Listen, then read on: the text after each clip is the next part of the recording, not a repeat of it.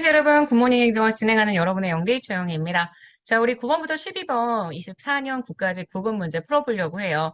사실 첫날 풀어봤었던 문제가 제일 쉬웠고요. 어제 풀어봤었던 문제도 좀 괜찮았고, 아마 9번부터 12번까지 문제가 조금 더 어렵다는 느낌들을 받으실 수 있었을 텐데, 실제 시험 문제라는 거 꼭 기억해 주세요. 문제가 이렇게 나와서 우리가 이번 국가직에서 굉장히 당황했었습니다. 문제에서 뭐라고 얘기했냐면, 로이의 정책 유형이라고 했습니다. 당연히 배구 규제죠. 배분 정책, 구성 정책, 규제 정책, 재분배 정책.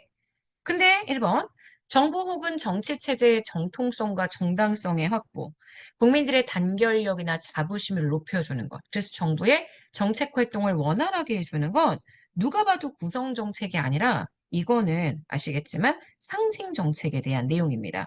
이 문제 풀 때 많이들 실수하셨던 게 당연히 로이의 구성 정책이라고 생각을 하고 보니까 마치 구성 정책처럼 보였다. 이렇게 얘기하시는데 여러분 구성 정책의 내용에서 그 어떤 내용에서도 정치 체제의 정당성과 정통성, 단결심과 자부심 이런 표현들 안 씁니다. 구성 정책의 사례라고 얘기한다면 선거구의 획정, 대통령 선출 방식, 정부기구의 구성이라고 정확하게 설명을 해주기 때문에 이게 왠지 정부에 관련된 거고 정치 체제에 관련된 거야. 이래서 대충 구성 정책으로 생각하시는 그런 식의 사고하시면 안 됩니다. 내용 정확하게 알고 놓게 해주셔야 돼요. 2번, 기초생활보장 대상자에 대해서 생활보조금을 지급하는 것. 이건 소득 이전과 관련된 정책, 재분배 정책이죠. 맞는 선지입니다. 3번, 도로건설, 하천, 항만 사업과 같이 국민들에게 공공서비스를 제공하거나 공공서비스나 혜택을 제공하기 위한 정책은 당연히 분배 정책에 해당합니다. 4번, 사회 구성원이나 집단의 활동을 통제해 다른 사람이나 집단을 보호하려는 목적을 가지고 있는 정책은 네, 규제 정책에 해당합니다. 문제의 정답은 그래서 1번이에요. 10번.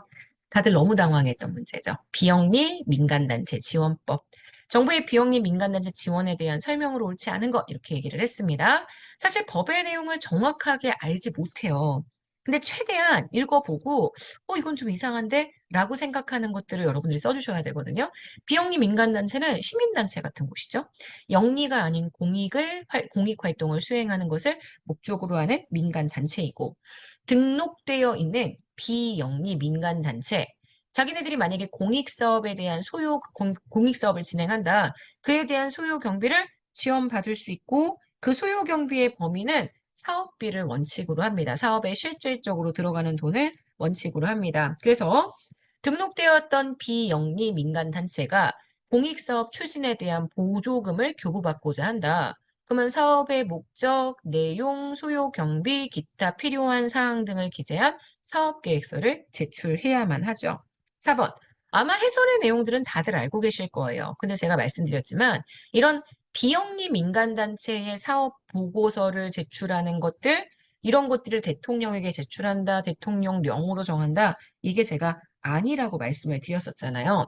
기본적으로 여러분이 이런 정부기구에 대한 내용들을 보실 때 어떤 거는 법률이 있고요. 어떤 건 대통령령이 있고 어떤 거는 조례 같은 것들이 있습니다. 또는 부령도 가끔 있죠. 보시면 사실 이런 1번이나 2번이나 3번 같은 내용에서는 우리가 오답을 만들기가 쉽지 않아요. 이건 누구나 필요한 내용들이니까. 누구나 읽어볼 수 있는 내용이니까. 주로 틀린 건 제출을 누구에게 해야 하느냐, 어느 령으로 정하느냐, 어떠한 법령으로 정하느냐, 이런 것들에서 항상 오답이 발생할 수 있다는 걸 기억해 주세요. 문제의 정답이 되는 건 4번입니다.